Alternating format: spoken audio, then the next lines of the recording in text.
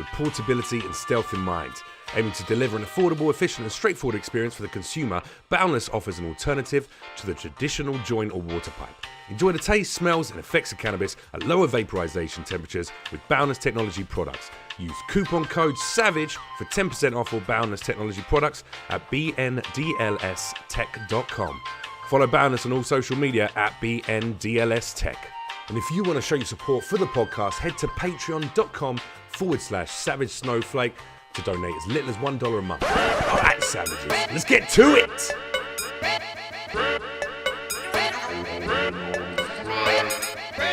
Savage.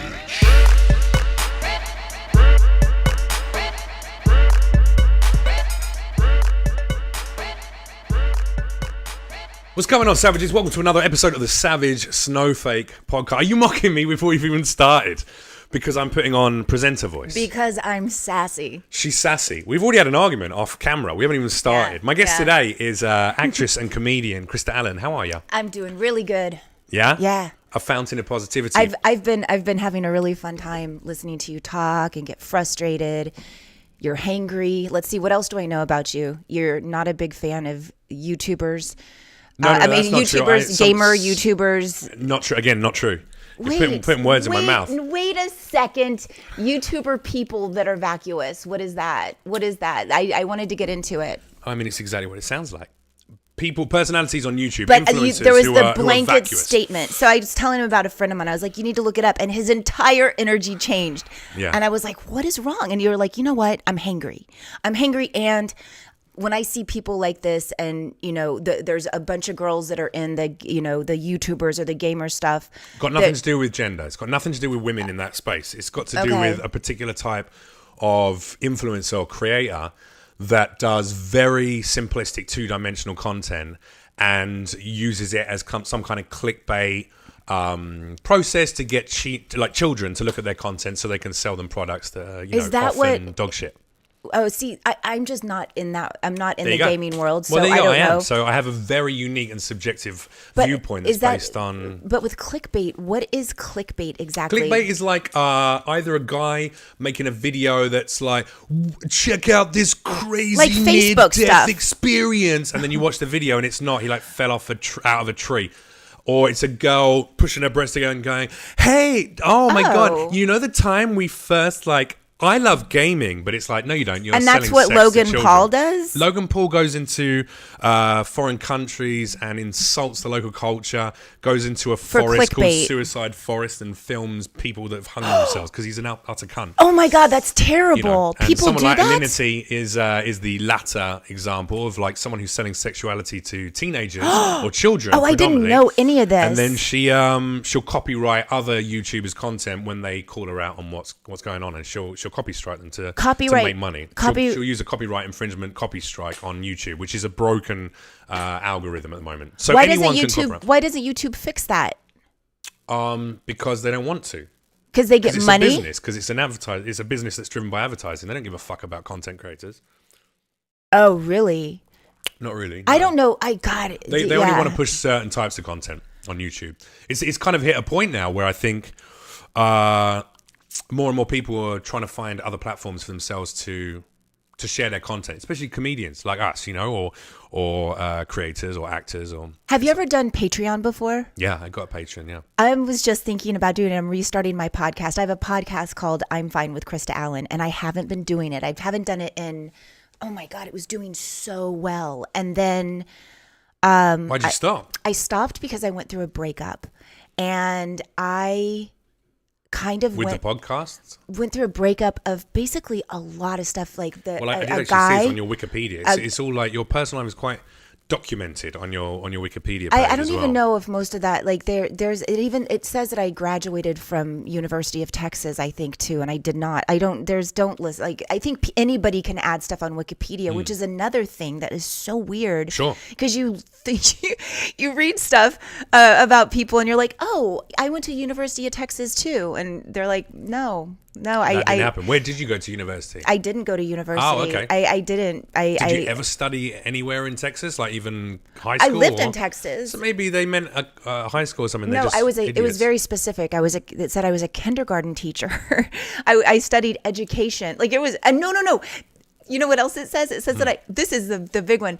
It says that I studied something about being a kindergarten teacher. And then it also says that I went to school in Ohio. That's what it was. And I've never been to Ohio. So, but maybe spiritually you went to school there. God, I just think it's so funny. Could have been a previous life, maybe.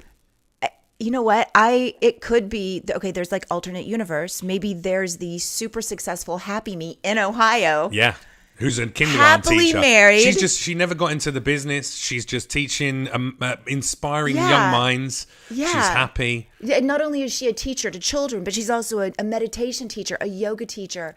She's a teacher of all things. Couldn't it just be a case of that one of your super fans who's probably created the Wikipedia page has Googled to try and say, what did she do before she got into movies and stuff like that? And then they found, Krista Allen, Texas, was teaching, and she was the same age as you or whatever it happens to be. They got confused with the name. Yeah, they've probably just gone, all right, we'll put that on the thing. Yeah, but I'm stuck with it. I don't want to be stuck with it. You can go and pay someone to edit it. Get your management to remove it. It's easy. Easy. You know what? I think we've tried to get something. Okay, we'll talk about all the things that you're really good at, which is editing stuff, anything that has to do with digital, right? Media. I'm reasonably tech savvy. I wouldn't say that's what I'm good at. What I'm good at is making people laugh and telling stories. Yeah. But I think in a modern age, all creators, whether you're doing stand-up comedy in clubs, whether you're a filmmaker, an actress, an actor, whatever, you have a responsibility to learn how to spread your content to other people. I am just learning how important it is. I really am. I'm just learning, and it's fascinating. Mm-hmm. So I was asking about Patreon because I'm starting my podcast up again. I'm going to do it. And I was thinking of doing it on Patreon. So that like having something where is this a good idea? So I could have people pay like a subscription so they could watch something on Patreon. I don't even know. Is that? Yeah, you could broadcast your podcast live and you could have that feed only be viewable by the patrons. And is yours on YouTube? Is that what this is? Yeah, this is not live. We're not live. Oh, okay. I pre-record it and then we upload it. I decided not to do it live at the moment. I think until we build up the patronage, then I might do it live and people can watch it happening in real time. And then the episode might go out a week after, or actually this one will probably be about 2.5 weeks because I've got quite a few in the backlog now. I've got quite a few episodes already lined up previously. Amazing. So today you got up, you went hiking. What were you doing at 7 a.m? I was sleeping. Also, let me just say this to the savages because they know me, and I did do the most LA thing this morning. I went for a hike with a casting director at 7 a.m, and I got to be honest, little part of me thought, what kind of a cunt am I these days? No, don't judge yourself. Stop. That's ridiculous. I'm not judging myself. I'm being completely honest about what it is. But you were saying what kind of a cunt are you? Yeah. Yeah, that's judging yourself. An LA kind now, apparently. Yeah. I've given up drinking. I'm going to the gym twice a day, and now I'm going for fucking hikes at 7 a.m. Wait, are you newly giving up drinking? Because I went through, like I said, I went through a breakup, and all this stuff happened, and I was like, you know what's not helping? Well, hang on a second. I won't go too much into your misery of your breakup, but no, on your it's Wikipedia not. It said that you had a marriage that broke up quite a few years ago, maybe like 7-8 years ago. Yeah, but I'm talking just a regular relationship with somebody I cared about. This was a recent one. This wasn't a marriage. No, this was just somebody that I cared about, that I had a breakup. And I was like, it's funny. Most of my decisions, just much like all of us, those bad decisions or really emotional decisions usually have something to do with alcohol. You know what I mean? At least for me. And I started finding, because I just started comedy 1 year ago. So I just started. And I realized I was drinking more and more. I'd go out to clubs, hang out with people, and I'd drink. And I just felt like shit. And so after it's a poison, isn't it? It's a depressant and a poison. So but it was so fun. It's also so fun, and it's such a crutch. So what I'm doing now is I'm focusing all of that into being creative and moving shit around and moving my life along and just creating. Now you sound like an LA cunt. I am an LA cunt. Were you born here? No, I was born. Oh wait, I was born in Ventura, but I didn't. Where was childhood? Where did you grow up? That's in Texas. I was okay, just so born. you were in Texas. For a bit, yeah, I was like my whole family's from Texas. And were you a performer from a young age? Was it? Oh was it God, always, no, not even at all. No, I wasn't at all. I didn't do anything. I just came out here. I didn't know what I was gonna do. Because you didn't give me a chance to do your intro properly. You immediately jumped on how much I hate YouTubers, and but I did. You've done some major Hollywood pictures, and you appeared in films with Jim Carrey and Adam Sandler, which is wonderful. And also most recently, I did a TV series on the CW network. So you've done lots of great acting things, but prior to that, you were a model. No. And then you were in Baywatch as well. I wasn't a model. Oh, really? No. Here's the thing. Okay. I will tell you this. Just because you're doing shameless self-promotion on the cover of Stuff or Maxim or FHM does not make you a model. Okay. Okay, that's it. It's just, when people, that's not a model. That is an actress going, hey. Occasionally taking their clothes off. Well, and that's in the 90s. That's what you did. Like if you were in any modicum of success in the 90s, you were on the cover of FHN Stuff, Maxim, Esquire. That's what you did. Yeah. And you were number 70 in the hottest 100 women in the UK. I mean, come on. There you go. I don't know. It's hilarious to me. If there had been a very well-timed death of 69 people, that would have been it. Hottest woman in the world. Yeah. Can you imagine? That's really people funny. people might have started to point the finger at you, to be honest. I think you're right. I think Krista Allen's killing people. Yeah. What makes you think that? 69 people have died this year. That's really funny. They're all very attractive women, yeah. Yeah. Yeah, I mean, yes, of course. But it's funny how, I don't think we'd have that now. I don't think we'd have the... Let me say something, and please take this in the right manner. But I think Hollywood is a place that chews up and spits out beautiful people, especially women. It kind of applies a very limited shelf life to how long an actress can be a certain thing. That's what it presents. It depends on what that certain thing is, and I absolutely disagree. I think that it. I hadn't finished my question yet, but that's all right. You carry on. Really? Yeah. Okay. My point was going to be, sassy pants. did you find, because when you started, and especially with some of the first movies that you did were of a more sexual nature, like Emmanuel, that series, that you get perceived, and then Baywatch following on from that, you get perceived as, well, she plays the hot girl. Even in the Jim Carrey movie, Lie Lie, you were the sexy girl on the lift that he makes a comment to, and it's like, I find that with a lot of very, very attractive women who have had very successful careers as an actress, but have always been perceived as the sexy chick, for want of a better phrase, they often find themselves entering into stand-up comedy a bit later on in life, because it's like, all right, well, now I'm not getting the auditions for the hot young thing, but what I am is I'm still a talented performer. So what I'll do is I'll find a different way to show that I'm talented, and comedy that's so is often sweet. a thing. No, not at all. First of all, okay, so when I first started out, I didn't know what I was doing. I wasn't an actress.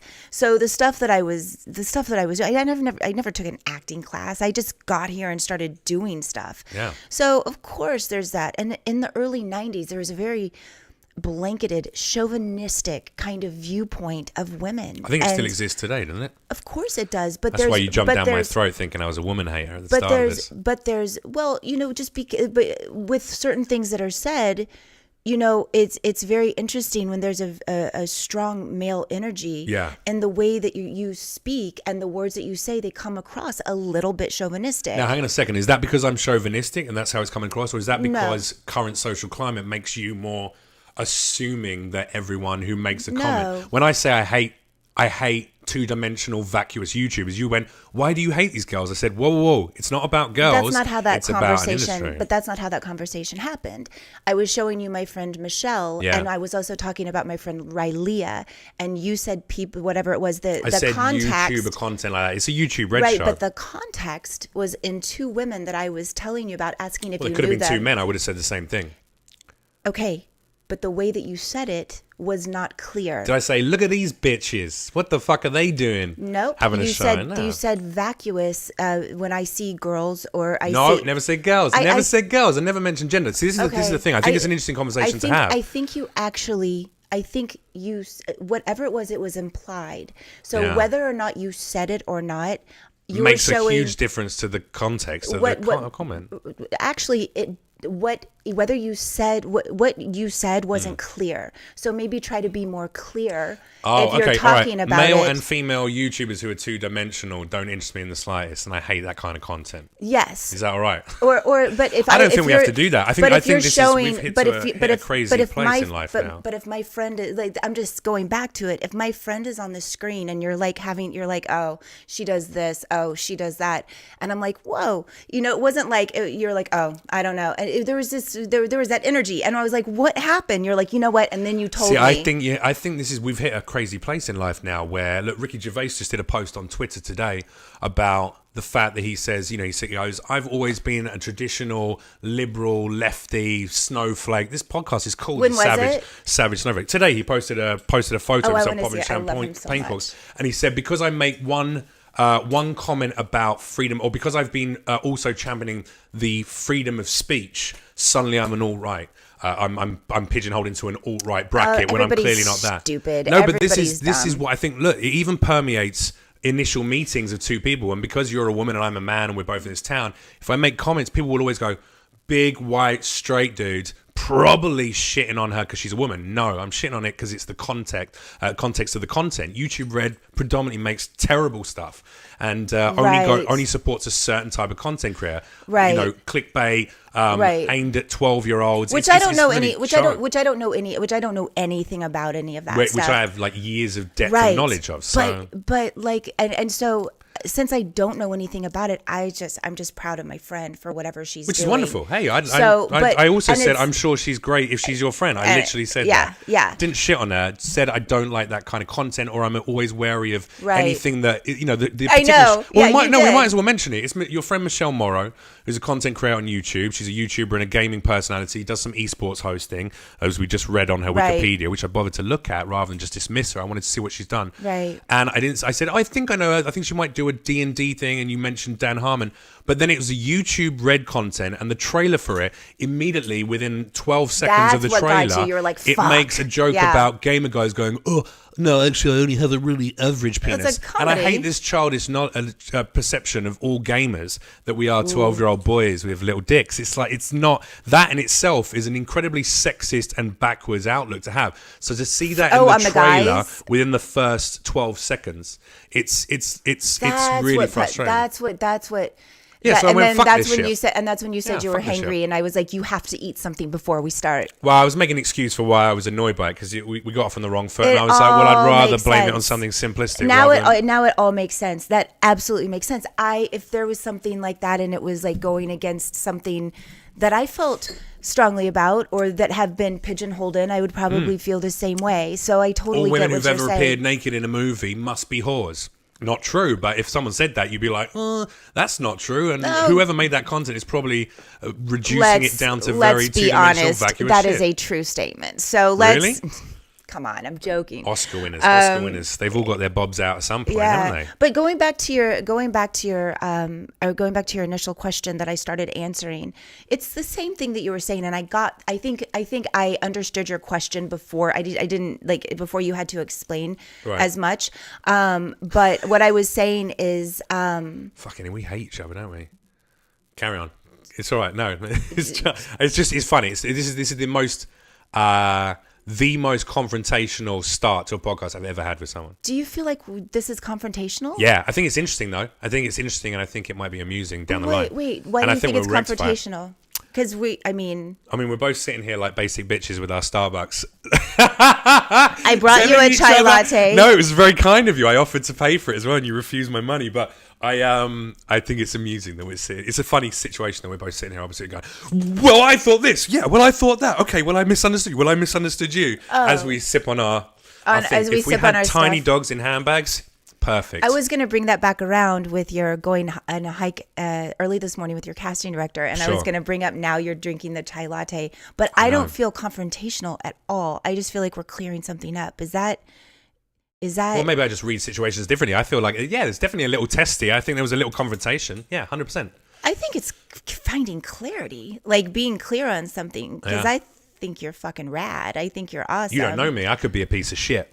From what I know so far, I think you're probably a piece of shit. You've been talking to my family. No. My mum and dad would agree with you. No, what I was going to say about even just starting with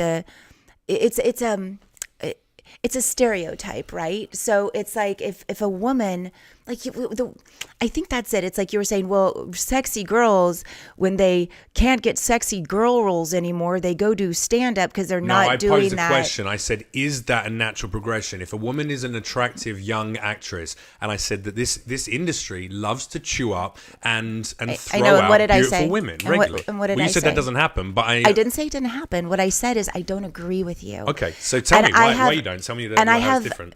I have a different belief system, and I feel like which is great for your show. What I'm trying to do lately is, instead of black and white and it's this or it's this, I'm going into more of a gray zone. And 50 Shades of it, possibly.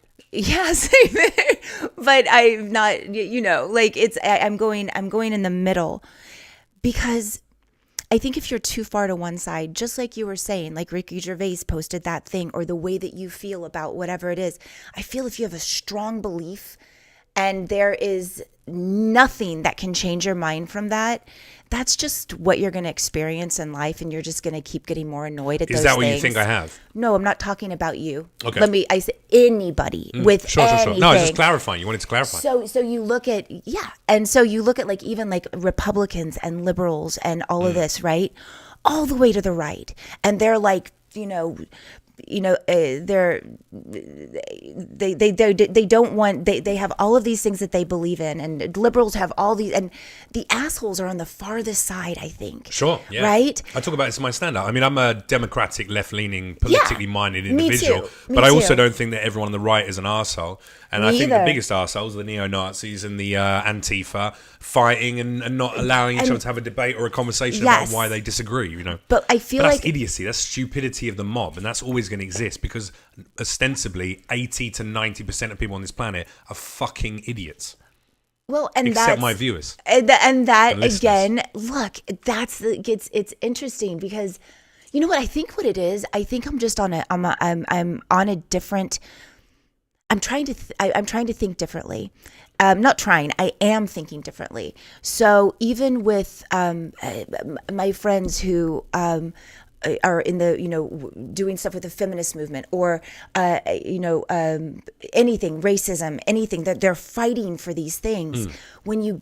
Yes, it's an important issue. Or even believing that Hollywood chews you up and spits you out, and that's the way it is. Not saying you do. I asked the question. I didn't say that's how it is. I was wondering, is that true? Is that a thing that you found? Because I've got 30-year-old, I'm 34. Right. I got a female actress friends out here who are around my age. Right. And they're saying, yeah, I have been, a lot of them have said they have been skewed more towards comedy roles now, because once you're, and they're very gorgeous. Like, a number of these women are, I think, fucking drop dead gorgeous aesthetically, to me. I know it's subjective. Well, I'll tell you on my end. But they struggle to get those roles because they go, too old. That's what kind of, you're too old for that. You go and do comedy. But here's the point. It's not about, it's honestly, if I had the chance and I had the balls and I had the talent when I first started to do comedy, that would have been my choice. I had absolutely zero self-esteem. I had zero confidence. So to get out there, what do I do best? Oh my God, I'm pretty. Will you like me if I'm an idiot? Okay. There was a different mindset. And so I think what I was trying to get at is the mindset for me was coming from an era, coming into inside of a generation in the 90s where Playboy was like the thing, and the Playboy parties, and women were here, and we just accepted it because that's the way it was. But now things are different. Absolutely. And you go, I don't think that unless those beautiful girls that you're talking about, they're like, God, I just want to play the hot girl. I don't think they do, but maybe they do. That's kind of their point, is that they are beautiful women, they're very talented actresses, and they will be passed over for certain roles because people will be like, you're too old to be this. And it's like, that's no, that's fine. Is it not? I mean, nah, because they want a 25-year-old playing a hot 30-year-old. Are you a writer? An actual hot 30-year-old. Are you? Do you write? Okay. I do, yeah. So when I'm writing, or people send me scripts all the time to punch up. I was up until 4:30. Did I tell you 4:30 in the morning last night? Punching up a script, and it's the same thing. And I know that the character that is this your own script, or is this for other people? This is somebody else's that they send me. So they end up doing it, and then I punch up the comedy, and I punch up the stuff After or a whatever. year in stand up, you're getting sent scripts to punch up. That's amazing. Oh well, I mean, I've been punching shit up for the last 7-8 years. Oh, you've been writing for longer than I've only stand-up. done stand up. Yeah, I started stand up kind of as a. You know why I did stand-up? And I'll keep going back. We're all over the place. But I did stand-up because I have such bad social anxiety. Right. And I would walk into parties and look, I look like I'm confident, but I haven't, I'm like, I mean, I don't trust any of that confidence in this town. Right. And a lot of it is born out of insecurity. And, Well, yeah, but I mean, I would just be really quiet. I would be the person who would be more quiet, or I would go, oh, liquid confidence. Absolutely, and then yeah, I'd use be a crutch, okay, yeah. or I do something. So it's like, and then I realized it was even affecting some of my auditions, and it was, I'm a writer. I've been writing forever. I've been writing I write people's jokes. That's what I've been doing. It's one of the biggest things that I get paid for. Okay. And, but when it came to me doing it for myself, and getting on stage and actually letting go, it was the most amazing thing I've ever done, because I realized, well, I still have social anxiety, but I'm in control up on stage. what was the catalyst to start performing then? What was the breaking point that went, oh, okay, rather than just writing for other people and acting in your, in various TV and film roles, what made you go, all right, I have to get on stage? I felt like I was blocked. I felt like I was really blocked. I felt like I wasn't letting myself go in roles that I was playing.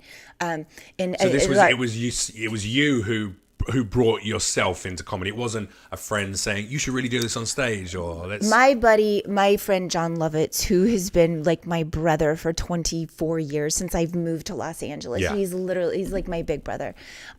He's been he's been telling me to do it forever. I've had various people tell me to do it forever. Plus I also help my friends who are comedians, and they'll be like, what do you think of this joke? And I'll be like, what about this? So it's easy for me to pitch ideas. And then the thought of me getting on stage, and there's two things to it, actually. I think one is social anxiety, and really the social anxiety that I have, and really wanting to break through that. But there was a level of confidence I knew I didn't have. Right. And I was like, let me see if I can try to find that. And I'm literally still trying to find that confidence and my voice. And comedy is a wonderful tool for that. Stand up, it really is a wonderful tool to give you a greater sense of the self, I think. If you're a good comic, and if you're doing good comedy, then you learn a lot about yourself, and you have to embrace all those insecurities, because that will often be the jokes, the dearth of the material you do on stage. That is the thing. It's like, when you get honest with yourself, and it's a really funny thing, because a lot of my friends that I would write for or write with, we'd sit and just pitch stuff back and forth. I would know certain things about their life that I would want to pull out. Sure. But they didn't want to go there. And I would say things like, come on, that is who you are. Yeah. Now that it's switched around on me, yeah, exactly. I'm like, come on, Steve, being fingered by your uncle when you were 7, that's hilarious. But then how do you... Why would you not want to talk about that? And then I'd say something ridiculous on how I thought this was funny, or this would be a great tag for something or whatever that, and it was like, no, that doesn't work.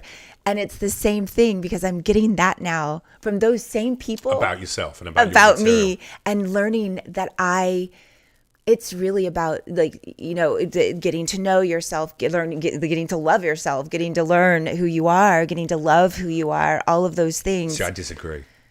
I think comedy can be about loving yourself, sure. It can also be about being honest about the things you hate about yourself more than anything. Oh, yes. I don't get on stage and learn I'm not learning to love myself through comedy. I'm learning to love my audiences, and I'm learning to be honest and open about the things that I hate most about myself and that are my insecurities. You don't think that's part of self-love, though? By being honest with things that you hate? I think it's mildly masochistic, and I think it's also indicative of someone who needs the validation of others, craves the validation of others. That's what I think. Most comics, if either of us or any of the people in this town doing stand-up comedy were truly balanced or loved themselves, we wouldn't need to be on stage gaining the validation of a room full of people. I love the validation. I don't think anything has ever felt better than laughs. And I don't think anything has ever, like, I've done movies and I've done this and I've done that, and the directors and people have clapped after a scene, and that's been great. But there's something, this is the first time in my life. So my entire career, I've been reading other people's lines and doing them for a job, and I got paid really well, and I raised a son. Did you have the desire to maybe write your own film if you've been writing for 7-8 years? Yes, I do. And I have tons of different things I'm working on right now. The reason that I write for other people is because, well, I have really, my ADD dyslexia issue is so intense. I'm not good at formatting, but what I can do is go inside and punch things up. And or could this scene go before here? Or you know what? Can we put something else here? So you feel like you're more suited to be on a writing team for something rather than maybe going, I'm going to write my own TV series about... I will write Just it. Krista or whatever it's going to be called. You know what I mean? Yeah, I will. But you know what? I'd want a partner because I'm really great with I'm great with ideas. I can say that about myself. I'm great with ideas. I am terrible with the follow through. Right. I'm not good at it. I will talk about it, and I will be so amped up. Well, but that's LA, right? A lot of people walking around talking about the great ideas they have, but never doing them. But isn't it? I mean, it's like that in Texas, where I'm from too. People saying, "I want it." It's anywhere in the world, and it's not just Los Angeles. That's the only difference. Oh yeah, because where you're from, people have bad teeth. Do you have good teeth? Got the London look. No, you got good I have the teeth. London look. They're straight, but they have a gap. No, in the front teeth. think that's sexy. I think that's Thanks cool. very much. Yeah, Kate Moss agrees, and so does that other one. Yeah, other one, whoever the other supermodel is. No, I think took over the Rimmel London. I love women with the gap. I think it works on you. It's going to be a sign of wealth eventually. If you can fit a coin between there, it's going to mean that you're going to be very wealthy later in life. Is it? Yeah. No, somebody say, who told you that? The same person that said that if a bird shits on your head, it's good luck. Yeah, my mum told me that. Yeah, my mum. She's a huge bird enthusiast. She's an ornithologist. Is she really? No. I believed you. Oh my God. What does your mom do? She was a teacher. She was an English. Did she go to Ohio? She didn't. No, she's never done yoga as far as I know. But she's she's a teacher. But I've been teaching yoga and meditation. I mean, again, I'm not surprised. This is LA, right? No, I got... It's funny. These are all the tropes. So I got certified in 2008. And... what kind of yoga are we talking about? Regular, just normal yoga. Vinyasa. Straight up yoga, but there's so many different types, isn't there? Just vinyasa yoga. But I started implementing implementing more meditation into it. But it's really super fun. And so it's... I'm having a lot of fun. I'm just kind of creating it, and it's been really fun.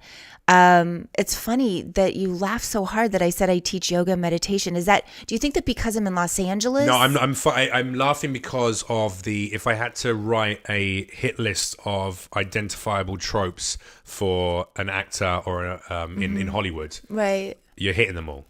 Right. What? Because that's what I do. So if I was to, it doesn't mean it's not great. I think I'd probably benefit from doing yoga. I think it'd be very actually useful. Yoga really and meditation would be great. I yeah. think you would very You're much not the first benefit. person to tell me that. Yeah, maybe some of my cynicism would melt away into the spirituality. You are really cynical. Yeah, but I'm honest. I've embraced. Here's my meditation. You're honest from a place. You're honest from a place of. You're definitely honest, but I feel like we could loosen some stuff up in there, like little crowbar, like open up your heart. Krista, I am very loose with the right people. Yeah, well, okay. I did a documentary all about just how loose I am. So I a crowbar to your heart. That's what we need. no, my heart's fine. It's just I only give my heart and my time and my energy of that nature to people once I know and trust them and think it's worth my while. You know, I think there's a lot of very fake people in this town, and so I'm very wary of anything that sounds like it's, you know, sort of scripted in that respect. Yeah. But that's why British actors do very well out here, I think. I think because we bring an honesty and a self-reflective cynicism. Well, it's honest to you, but what's honest to you isn't honest to me. Nah. See, that's just like that's a. So, but what's honest to you? What's your truth is not my truth. I think that's you don't like that. It's so fucking. Come on, even that in itself sounds like a load of bullshit. Really? What I'm doing is I'm living a life of going. I will be completely honest about how I'm feeling, about what situations how you're feeling. I won't lie. I won't bullshit. It's how you feel, but it's your opinion. But it's not. You're right. It's subjective. That it's not mine. Well, of course, it's subjective. Yeah. I'm the protagonist of my own fucking existence. So the my truth and your truth does apply. Absolutely, but within my truth. You just said it didn't. People going, no, you're right. I just said I'm cynical of it. I didn't say it doesn't exist or it's not true to you. Just said I'm cynical of it. Can we send him a group hug, please? Can we send Jeff a group hug? Everybody, I'm just kidding. Don't need a group hug. I'm all right. I get lots of love. I think you're like an angry cat. No, not you're like an angry cat that literally you go to give love to and it's like if I was an angry cat I'd probably have more followers on Instagram than I do at the moment. I think I just adopted a cat. That in itself is wonderful. Do you want to hear a story? I can't wait. Is it about cats and meditation? Okay. It's about cats. Of course it is. Go on, tell me about the cat. I just adopted a stray cat. Okay. Stray cat came. You found it. Just found it out. It was it came to my porch in the middle of the night. Did you take it to try and see if it has a chip or anything? I did. Nothing. Still had its little balls. Put up posters. Nothing. But here's the thing. There's a lot of stray cats around. I live in Hollywood, so there's a lot of stray cats. So this is a really cool story. How much time do we have? I'm going to tell you. Okay, so we're 25 minutes. It can't be that long a story, right? No, it's not. But yeah, it's like a 5-minute story. Okay. So Okay, so I'll expect 4 more cat stories after it then. Never had a cat. So I was like, when I was little, how do I say this? Okay, so I named the cat God, right? God, because for no other reason, when I got it that night, I was like, what am I going to name you? And I figured I was going to keep it because I just thought it would be really fun to scream off my patio, God, where are you? Yeah. I just thought it was funny. I like that. I like giving dogs human names. That's always fun. Or cats or whatever. My dog is Jack. Yeah, and you have to give him a surname as well. Yes. That's the best way Mister? to do it. Well, because then, no, just a surname, a last name, because then you can walk around, not a suffix, because then you can walk around being like, Steve Martin! That's really Steve funny. Martin! And it's just funny just screaming that in a... That's actually really funny. Especially if you make it a celebrity who you don't expect to be there. Jack Nicholson, or whatever. Yeah. He's Jack the Beagle. He would have to be a Jack Russell, Jack Russell or something. So anyway, this cat came, right? Yeah. So back to this. So I'm going to tell you a little bit about my life. So when I was 13 years old, I ran away from home. Right, okay. And why did you run away from home? Just not happy at home? There was just, my mom wasn't really around. There was a lot of abuse going on. Okay. I wasn't a happy child. I was scared. There were things.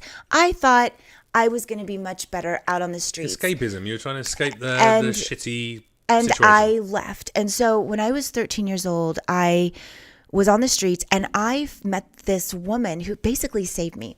I don't know if this is her real name, but she called her name Bessie Carlisle. And she was this amazing Black woman. Like, think of mix between Tiffany Haddish and Oprah, but she dabbled in heroin. You know what I mean? Like, she was amazing. I mean, if you ever meet Tiffany Haddish or Oprah, I wouldn't say that to them. Oh, I knew a woman like you. She was basically like you, but way more heroin. But she had the funny of Tiffany, but the depth of Oprah with a little bit of a heroin problem. But anyway, so she actually became one of the most amazing people in my life for a while. I like and that she you described any kind of heroin as a problem as a little bit of a heroin problem. I think if you're doing heroin, you've probably got a big heroin problem. Just a little. Probably give up the heroin.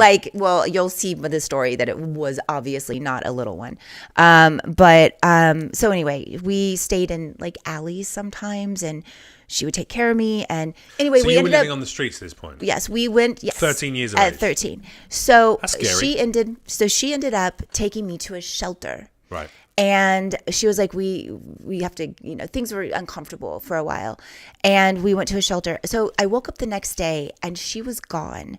And the note that she left me was basically saying, I love you. I'm and you're leaving wonderful. to start my Hollywood career and get my own chat show.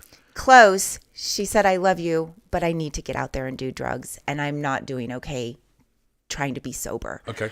And there was just stuff, right? So she left and I was fucking devastated. Now cut to 2008. How long were you homeless for when you were 13?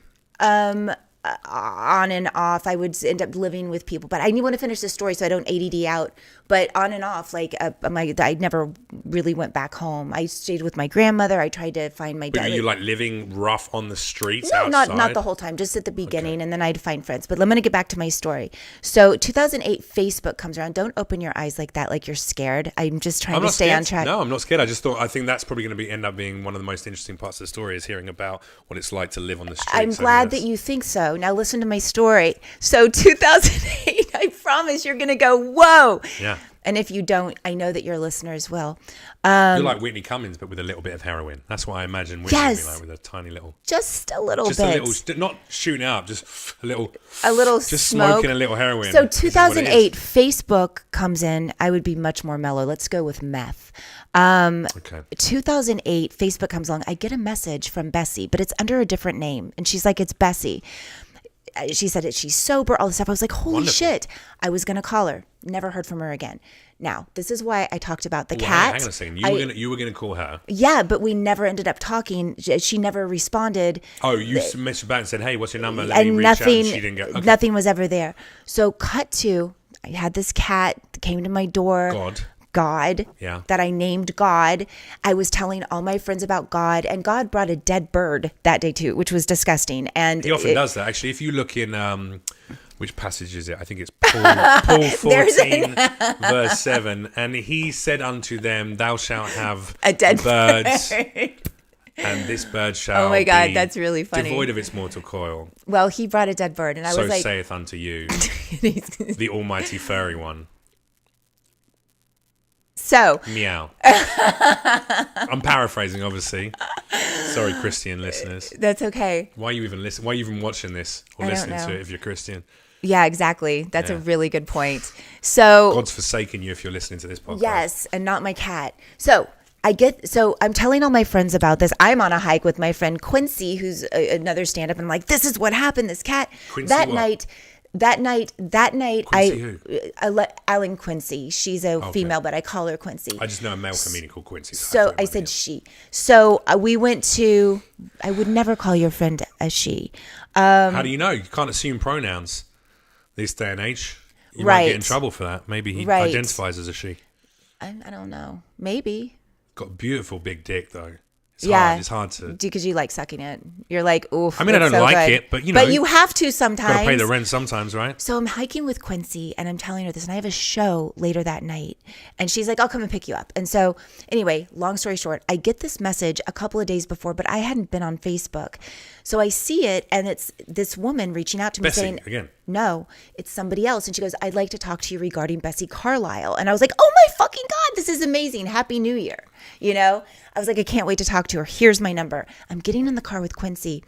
This woman calls me, and she's the nurse with Bessie. And I was like, is she okay? She goes, I'm sorry, she passed away. And I was like, oh my God, thank you so much for calling. And she goes, I just wanted to let you know, she was looking at your Facebook page, and she was so proud of you. She said you looked a little sad. And she said, whatever. She was like, but she was so proud of you. And da-da-da. And she goes, I just hope she remembers. This is on speakerphone with my friend Quincy. She goes, I felt this overwhelming urge to call you and tell you. She said, I just hope she doesn't forget what I used to teach her, that sometimes God will present you gifts within that don't really look like gifts, kind of like when the cats used to bring. This is a message that Bessie left the nurse to pass on to you. No, the woman, she didn't even say. She goes, because she was on my Facebook page and the nurse was with Bessie. Maybe she did. Maybe I heard it wrong. I was bawling. I was bawling my head off. She goes, I wanted to let you know that Bessie was looking through your stuff before she passed away. and she was so proud of you. And then she said, you look sad. And she said, whatever it was, maybe I had posted something that day or something. And she said, I just hope she remembers that sometimes the gifts in life that, she used to say all these amazing Oprah-like things. Sure. Sometimes these gifts in life appear that aren't really what they appear to be, kind of like when the cats used to bring the dead birds when we were in the alley. Bessie Carlisle died 2 hours before the bird before God turned came to my freaking thing. Well, hang on a second though. Is she reincarnated in the cat? I don't know. Or is she the dead bird? That would be more likely if it was beforehand. If she could be either one. It's the sign. Your cat killed your old friend. I don't know if she's reincarnated. As a bird, and then your cat God fucked her up. But then I thought that's the life lesson that God ultimately will murder us all. I thought the life lesson was that if you're single and over 40, the universe will just bring you a cat. That's what I thought. I like that message. Yeah, that's what I thought. But I thought it was so profound that all of these things happened. I named the fucking cat God. I don't know anything about this shit. I get a thing from Bessie's freaking thing. I think I'm going to talk to her. Turns out she passes away like 2 hours. I think we did the math of what it was, and it was like 2 hours before she passed away. Does that mean she was reincarnated? Is that like I was? Well, I don't know if is she the bird or is she the cat? Well, I don't think she's reincarnated. I feel like it was just like I don't think it's she can't be reincarnated that quickly. It's coincidental. Yeah. I don't believe in that kind of stuff. I don't believe in like fate of things like that. You don't believe in serendipity, or I would never believe that in you. I would never believe that. Yeah. Try me with astrology. Let's talk about astrology next. But that's nice. Look, it sounds like, first of all, I'm very glad you had that woman, Bessie, in your life, because she obviously helped you out in a time when you needed a friend, when you needed someone to protect you and show you that someone will care about you when clearly family weren't really doing that job in the way they should do. I think they had their own stuff, Of course, like but that doesn't excuse them not carrying out the responsibilities that a parent should, which is to make their child feel safe and loved. But see, don't have a kid if you're not ready to do that. Well, but at that time also, yeah, absolutely. But the baby boomers, which my mom was, you know what I mean? The baby boomers, the most narcissistic. I mean, my God, they didn't care. In my generation, X generation, we were like we were pushed aside. There was more violence. There was more sex and violence and all of these things. Anti-children. Children were really pushed to the side, and everything. Seen and not heard. Yeah. Well, seen and not heard was even my mom's parents, and then they trickled that down, going, well, this is just the way it is. Latchkey kids, all of that. But then you add in all of the family drama, and then it makes it even worse. But it's so interesting because now, do you identify as a millennial? Is that what you are? I don't identify as anything other than a 34-year-old bloke called Jeff. So 34. But I would fall within the millennial. That's what I mean. Generation. But I understand I understand the importance of hard work, dedication, not expecting everything to land in your lap. Do you know saving some money, investing in property, which seem to be none of the things that millennials understand. I just did a whole research on this. I just did a whole thing on this. Do you know that millennials, and you know what? Maybe we can check that because I remember seeing it. No, I'm definitely within the millennial. I think if you're born between you are 1980 and 1987 or something, or 1990 or whatever. Right. That's not what I'm. That's not. Yeah. That's not what I'm talking about. What I'm talking about is millennials have more. Everything that people are saying about millennials is not like true. I don't think that millennials are lazy. They're rising ahead of so many people. Everybody is. There's like 75% almost of the job market. Why are you making such funny faces? Because I disagree with what you're saying. I think the idea that millennials are... It's just something I read. I was asking if you had seen anything like that. I'm not judging millennials. It was just a fact. But it depends where you look. If you watch Fox News, the millennials are all a bunch of wankers. If you watch CNN, they're pioneering the world. It depends where you go for your thing. I look at young people today, and as a 34-year-old, I still consider myself reasonably young, but I'm talking 20-year-olds. I think 20-year-olds don't understand that's Gen Z. that they're going to have whatever. All right, let's say 27-year-olds then. Okay. They don't understand that they have nothing, and they will have nothing. These transient things. This is why I've still got an iPhone 6S, because in this day and age, it's cool to have like an iPhone 10, the latest Yeezys, blah blah blah blah blah. But none of these people own property. They have business models that are ultimately steeped in fucking problematic, devoid of any solution, long-term goals that will never come to fruition. So they end up investing a lot of time, energy, and money into stuff that often goes nowhere. The only people who are probably making any fucking money right now are people in the pharmaceutical or investment businesses, and most of those don't identify as like a millennial generation. It's interesting. You know what it was is the birth of the internet and the success of someone like Zuckerberg makes people go, well, I'm a millennial, I'm of that generation where all these technological advances are going on. But it's like, motherfucker, you don't own a home, you're going to be renting until the day you die, so you won't even own property, you have nothing to pass on to children if you ever want to have children. Isn't that crazy? Like like my son is 21 years old and he has more saved in his account. He works his ass off, and he's What does he do for a living? Well, he's been doing PA work. He doesn't want to. He wants to produce. That's what he wants to do. Sure.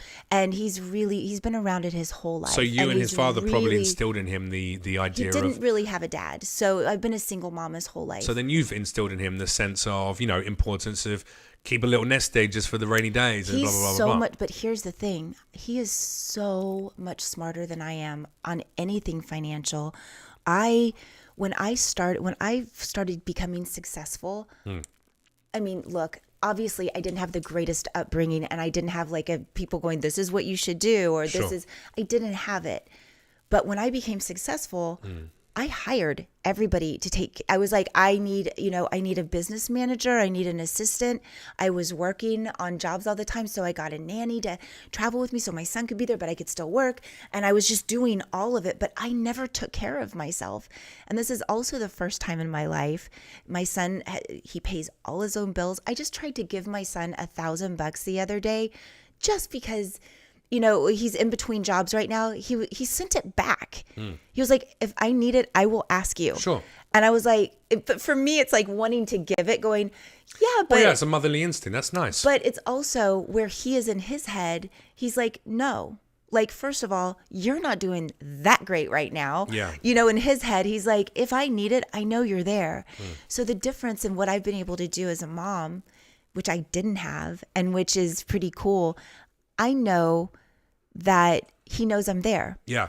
And well, that's one of the things I'm most jealous of women about is the possibility of having that maternal connection with a child. Like, I've raised someone else's child for 4 years, and that was incredible. And I was her dad. How old? She was 13 months when we met, and she was 5.5 when we broke up. But she, so I definitely understand the love of a father for a child.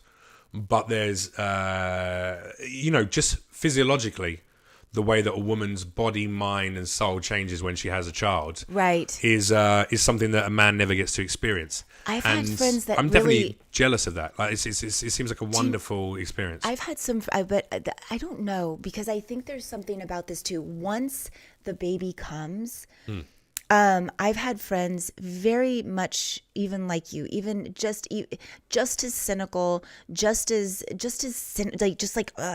I swear to God, that baby crowbarred open their hearts and they became completely different people. And I bet when you do have a kid, and you did, and but there's maybe it's the relationship was broken up, so obviously you haven't talked to her. But when you have your own, I'm cynical about certain aspects of the world. I'm not a cynical person. I'm an incredibly positive, forward-thinking, uplifting person, and I like spreading positivity. I'm just cynical about certain things, and you touched on them at the very beginning. Yeah. So it makes sense that I would, I'd call bullshit on it and go, nah, I disagree, or I think that's, I'm cynical about that particular thing. Yeah. But I think your opinions on one thing, we've talked about this already, left and right, black, white, old, young, when male, you go female. all the way to the end. Yeah, exactly. Like, my opinion on one thing, i.e. the clickbait nature and two-dimensional vacuous nature of so many influencers and content creators right now who are making dog shit, dog shit, especially comedy. Look at Instagram comedy, Instagram comedians. You know, if Lele Pons, you know, if the world opened up and swallowed her, who is that? I'd organize. I don't know who I'd that organize is. a celebration probably. She's a young woman who's making lots of money, making some of the worst and categorically most poorly written, terribly acted, two-dimensional, stereotype reinforcing, racial stereotype, sexual Really? stereotype, gender stereotype reinforcing bullshit. What and the it's hell? getting likes from 11-year-olds. Oh. Yeah, I see. And she has a career because of it. And, Are you doing and anything? it upsets me when I see a brilliant, talented, young female comedian who knows how to write her own jokes, write a TV show, act her ass off, and she can't get a fucking deal. Whereas this cunt is on Instagram, you know, making dog shit 1-minute videos with her equally retarded friends, Well, and then she's making money from that. I mean, But that's are you doing anything besides just talking about it on your podcast? Is it something that I don't normally talk about this on my podcast. That's not a Right, subject matter I bring up right, because like it's not of interest to me. Okay, I'm just saying with the anger, the frustration, or just the No frustration. I just think she's a maybe I'm scumbag, just and I hate using- that the industry encourages that kind of content. right. That doesn't But sound frustrating. It's advertising. Well, I'm not frustrated with it because all my shit's going great as well. And I don't spend time watching Lele Pons videos on YouTube. I was just gonna look up and I see spend who time she watching was. content from incredible creators that I think are wonderful, like Nakey Jakey. Nakey Jakey makes wonderful videos, and it's funny. It's very personal. It's observational comedy. It's well written. Is it He's on not a stand-up. Instagram? Yeah, he puts clips on Instagram. Okay. He has stuff on YouTube. He's I a don't YouTuber. know. I'm so disconnected. Yeah. I'm so disconnected from all of this stuff, and I should be more connected. So that's why I'm asking. Yeah, especially if you're, you know, it's this is the problem, is that it's when people go, oh, don't, you know, you're being cynical about this. No. I have to be aware of these people because I use these platforms, and it's useful to know what stuff will succeed with a different demographic. My demographic is not going to be 11-year-old children going, yeah, you're right, black people do eat watermelon and chicken wings. That's not my audience. This is allowed? Yeah. This is allowed, YouTube, really? YouTube has a very strange set of morals and ethics. How do you spell her name? I mean, we can do this afterwards. Okay, You're not going to look up her videos now, are you? No, I just wanted to But my point is, look, here's my overarching thing, is that, yes, as a comedian, it's absolutely my job to use observational comedy to highlight the lunacy of the world, to mock the what I think the idiosyncratic nature of certain content creators or certain members of society are, to highlight how infantile society is becoming. I think it's because we haven't had conflict for decades. We're having it now, though. No. This is not conflict. This is fucking. It's conflict. It's not real. It's not real. Conflict is my grandparents, my grandmother wondering whether her husband's going to come home from the war, It's all and my relative. granddad, not being able to talk about the war because he killed a lot of people from a submarine bomber. But it's all And- relatives. It's all relative No, because we everybody's don't- experience We don't is understand different. real. We don't understand real. I'd be more interested in seeing content created by a fucking kid from South America who was sold into the sex slave industry and then broke away from that. That kid has got life experience. That kid has gone through some shit and will Right. grow up to be an interesting human being. The shit I see on the world on the internet now is why social media upsets me so much, or tires me. It doesn't anger me. It's tiring to see it and to see that people are so dumb they don't see what's going on. It's all built around drama and conflict like that, but it's not real. Oh, I was real. talking about conflict more in the world. When I said there's conflict, I was thinking there is conflict, like even just with what's going on in our nation. All of the stuff that's going on. 90% of that, I think, is fabricated by major media outlets on both the right and the left-hand side, which is and then it's strengthened by and there's an infantile society. And there's people dying, and there's people that have greatly been affected by it. And I think that And who's actually doing stuff about that as opposed to just retweeting, virtue signaling tweets anymore? There's a lot of different people trying to do stuff, and I think a lot of people are. And those people are wonderful. I think they're brilliant. And I think people that are using their platform to do something and to say this needs to change, and this needs to change. Yeah. The thing, and just ending on what I was talking about before, what I've been trying to do is not go so far to one side. And be open to the possibility that maybe there's a different perspective on the things that I was really locked into. And what were you locked into that needed to change? Just whether it was, I don't really even know. It could be anything. It could be that I hate bananas. I don't know. That's a bad example. Terrible but example. Bananas are fucking delicious. No, I'm kidding. I really enjoy bananas. They're a great source of potassium. Yeah, that was a terrible analogy. Banana naysaying on this podcast. Banana apricots, you can go on them all day. Fuck apricots. I do like Fuck apricots. Come on, they get so mushy so quick. They're not resilient in the slightest. I like them if they're good. I'm just trying to stay open to a lot of different things right now. And bananas come in their own fucking wrapper. Do you know life hack? Hold on a second. Do you know that you're supposed to open it from the bottom? You can open it wherever the fuck you want. No. It's meant to be. Everybody messes up. Sometimes it squishes down. You're like, I can't get it. It's easier to open. Never if you turn squishes down it for me. Really? Maybe because your hands are stronger than mine. I don't peel it. I just twist it, and as it comes out into my mouth, I my God, like a savage. Like a towel. Well, fuck yeah, you do. Like wringing out a wet towel. Yeah, that makes absolute sense. Sometimes I eat the skin. No. Yeah.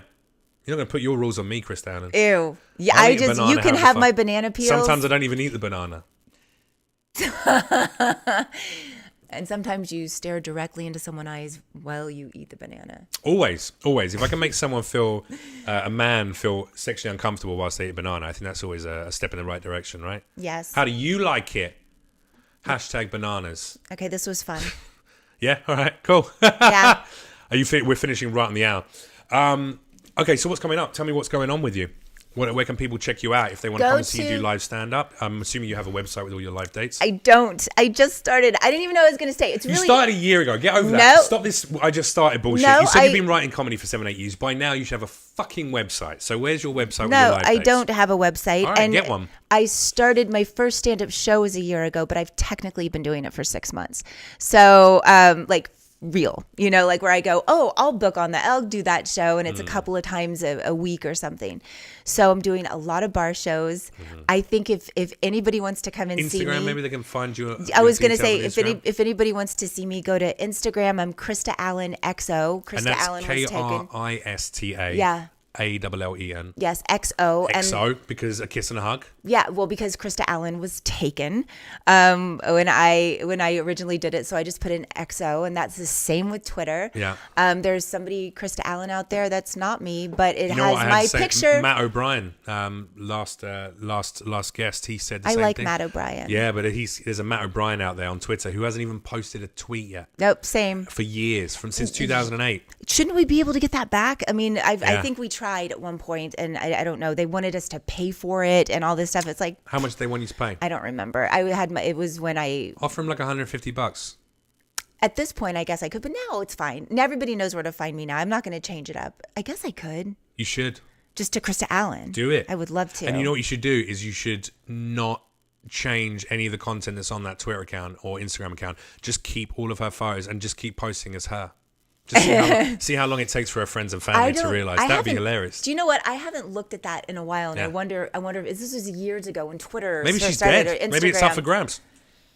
Maybe she is dead. Maybe she was reincarnated and something happened, and she's the bird or the cat or whatever. The cat, she's the bird. It all comes full circle. God. And such is the nature of life. I mean, all right. Cheers. Yeah, well, thanks very much. Check her out, Krista Allen, XO on Instagram. Thank you very much for joining me. Thank you. Appreciate you. Bye-bye.